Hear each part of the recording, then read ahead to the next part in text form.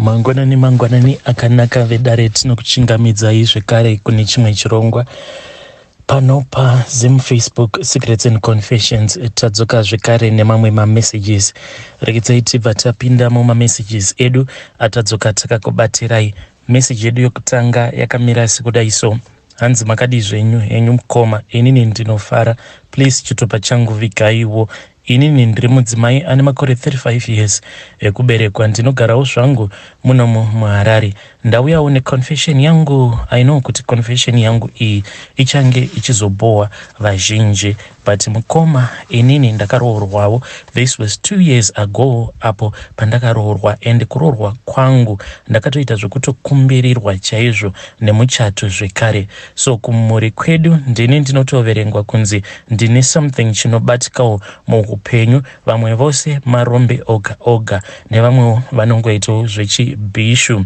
So mukoma nashi ndakati ndaroorwa kudaro, then I started to see kuti vanhu vainge vava kungoita kakundivenga, especially avo vakakura vachishora vabereki vangu. But after ndazoya ndikakumbirwa nemurume wangu kuti ange achipiwa muchato nevabereki vangu, zvinova zviri zvinhu zvekuti zvakabva zvabowa almost everyone uko kwacho kwatakakurira. So mukoma, murume wangu ndinomuda, but problem manje iripo, problem yavapo ndeyekuti panyaya dzebonde apa zvinenge zvava kutomukurira, cause anongoita wejongwe zvekuti inini wacho handitomboguti zvachose.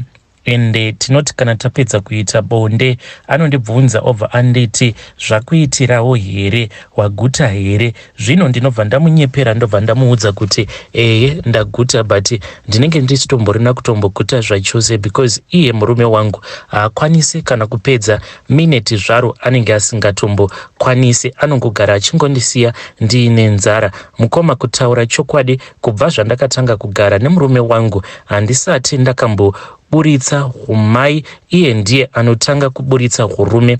So inini ndinobva ndangonyepedzerawo kuita sekunge ndinenge ndapedza, zviri zvekuti iye asazofunga zvakawanda, nekuda kwekuti ndinenge ndichinyengererawo mari dzake dzaanadzo apa hatisati tatombova nemwana. So inini ndakabva ndangofunga kuti ndinge ndichitaura nabamunini vangu, munin'ina wemurume wangu apa. Iye manje munin'ina wemurume wangu anogara kuchitungwiza apa, isu tigere zvedu kunoku. I don't want you to mention the place where I am staying. So ndakabva ndangofonera bamunini pandainge ndiri kubasa, ndokuvati vauye kubasa. Ndainge ndanyepedzera sekunge ndainge ndaita emergency, ndokuvanyepera kuti mukoma wavo haapo, ndokusaka ndainge ndadeedza ivo kuti vazondibatsira. Bamunini havana kutorawo a very long time. For my surprise, in 1 hour vainge vatosvika. So vakabva vazouya kuma offices kwedu uko kwandinoshandira.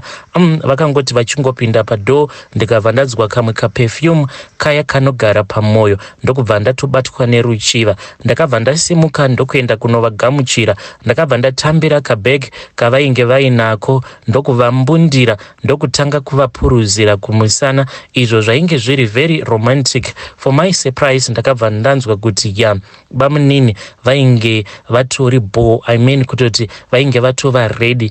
Machine gun yavo yainge yatokoka, yainge yava kungoda kungoti inge ichingoridzwa chete. Moyo wangu wakabva wafara, cause ndaiziva kuti zvaizovakurira. Zvisinei, ndakabva ndangovaregedza ndokudzokera kunogara pacheya yangu apa ndakanogara zvangu zviya zvekuti ivo vange vachindiona, ende vakabva vazonditarisa, but vaingonditarisa zviya zvekungobira-bira. Iniwo zvikabva zvandifadza, ndokubva tatanga kungobvunzana mufaro apa. Inini ndainge ndisingagone kugarisika, ndainge ndongozhurukuzha. Ndakabva ndanyeperawo kuti vandibatsire zvimwe zvimabasa muoffice. So the way ndakauya necheya yavo, vakabva vagara pasaidi neni, ndakabva ndawana mukana. Ndainge ndava kungoita mistake ndichivapota ndichingoita chikudo navo kuzodzamara.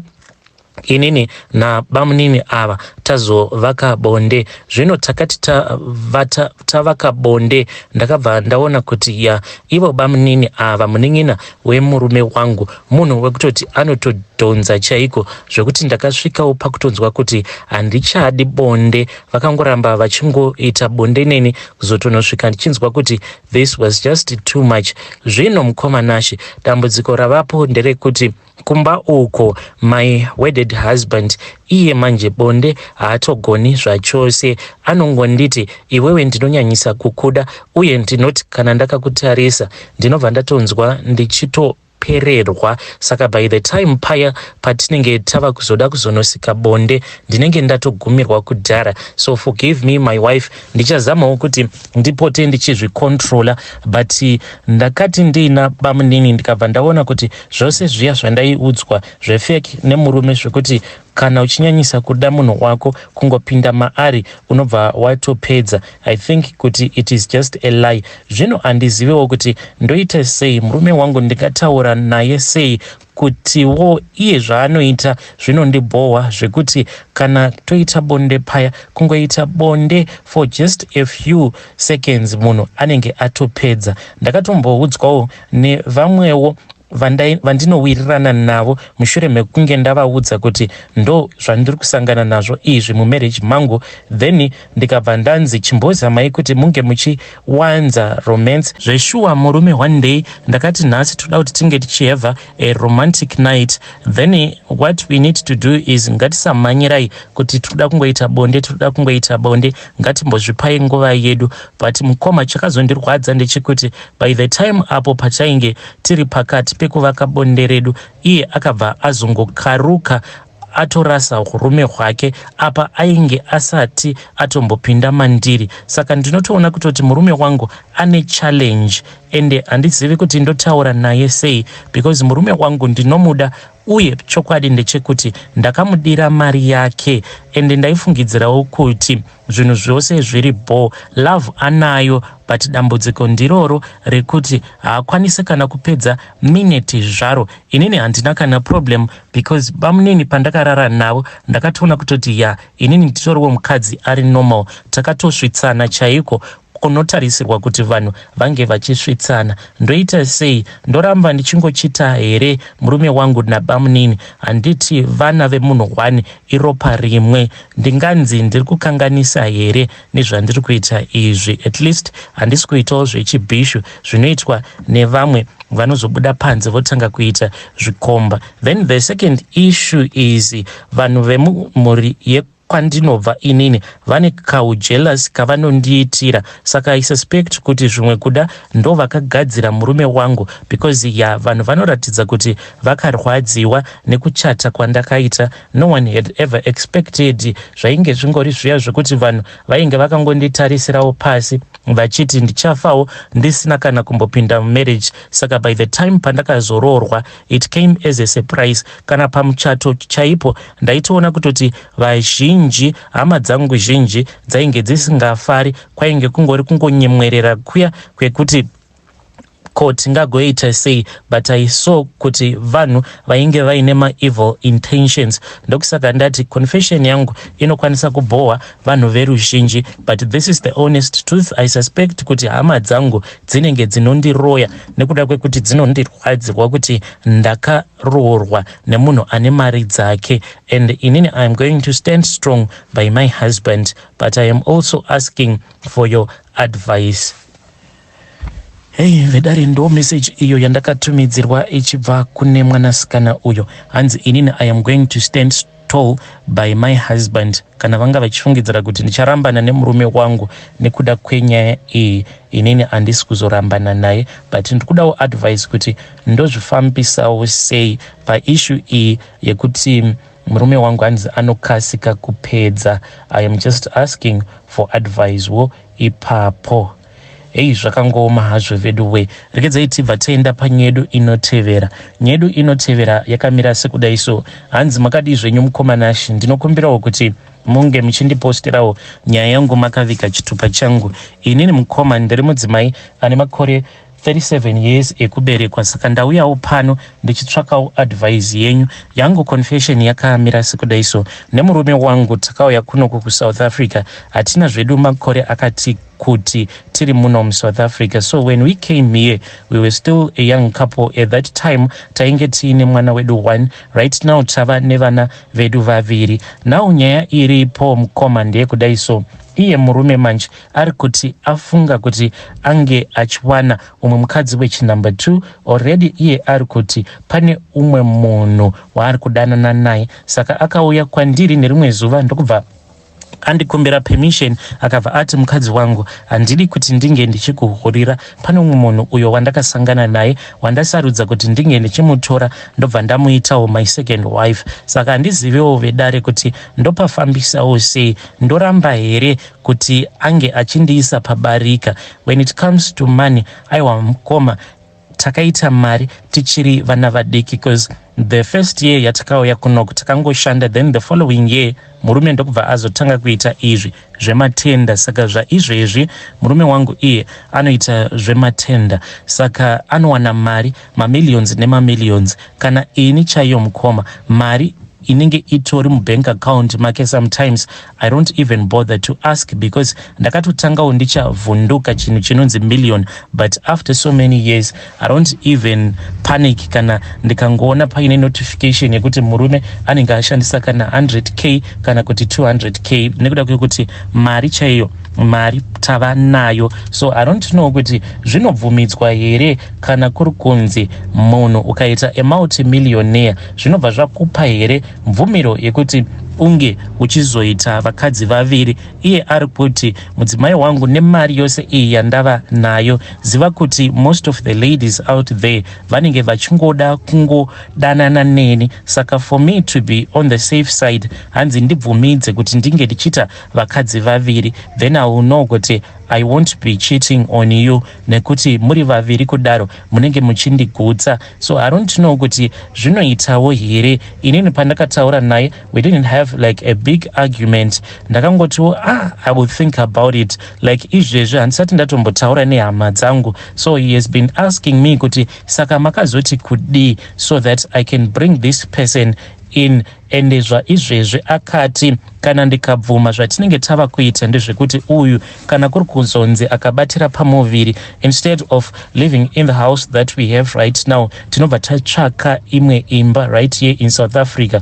Then imba iyi akati tichatsvaka imba inenge iri hombe, kana kuti in that same estate obva atenga dzimba mbiri, so that he can have his wife in the same estate. But iye ari kuti ndinoda kuti iwo unge uchiziva kuti kunyange ndikatora mukadzi uyu, I want you and this woman munge muchizova ma best of best friends. So I don't know, iye ari kuti with money anything is possible. Hanzi chinoita kuti vakadzi vange vachirwira murume enhau yekuti munhu kana uri murombo kana ukazama kuita vakadzi vaviri, then zvinozokonzeresa kuti vakadzi ivavo vange vachirwa. Saka iye akandipa example yekuti like right now, let's say kuti I can afford to at least give you $1 million each and every month yekungoti ungo cover up zvaunenge uchida. Then ava mainini ava iye akati at least per month I can start with ye ndichingovapa kana 300k, sezvo vanenge vari mukadzi mudiki.